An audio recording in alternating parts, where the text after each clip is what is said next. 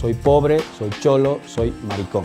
La palabra gay no nos representa a nosotros. ¿Por qué? Tienes que ser blanco, tienes que tener plata, tienes que tener un bonito cuerpo. Para empezar, es una palabra que está escrita en inglés.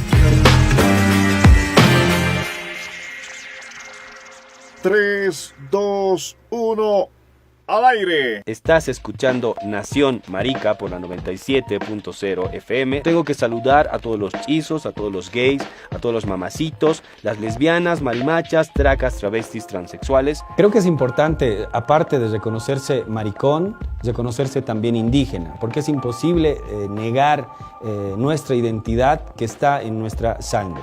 Lo indígena está desentendido de lo gay como estereotipo, porque somos indígenas, morenos, no tenemos el cuerpo de Adonis griego, así que no podemos entrar en la categoría de gay. Entonces es por eso que nosotros nos planteamos como maricas. La palabra marica, la palabra maricón, la palabra maraco, se usa para referirse a aquel sujeto afeminado, aquel sujeto que no juega fútbol, aquel sujeto que no ha ido al cuartel. En Bolivia la palabra marica sigue significando un insulto, así que nosotros creemos que la palabra marica debe ser resignificada, debe quitarse esta carga peyorativa. Cuando te nominas políticamente como maricón, como marica, como maraco, le estás haciendo frente a esa colectividad homofóbica y te estás plantando frente a ellos con la cara lavada. Es bien importante para poder hablar de discriminación, hablar también de qué de nuestras raíces indígenas y qué de nuestra pobreza y qué de nuestra situación de clase.